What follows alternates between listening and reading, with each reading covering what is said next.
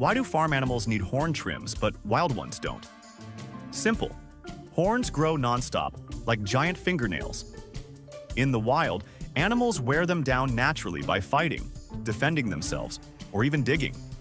It's nature's version of a manicure, but domestic animals live cushy lives. No predators, no turf wars, so their horns can overgrow and cause discomfort. That's why trimming is needed.